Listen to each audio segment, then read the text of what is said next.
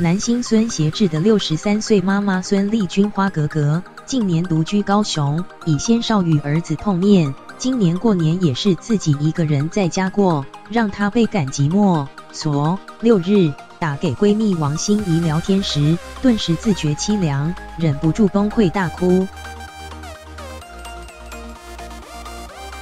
自由时报报道，鸟挂师王心怡是孙丽君多年好友。她说，对方今年提前收到儿子孙协志简讯，说有事情无法回家过年，所以除夕夜是一人在家过。虽然几年下来已经习惯自己一个人，猪年也希望儿子一切都好，但打电话给王心怡问候时，还是忍不住落泪。两个人也在电话中说着说着都哭了起来。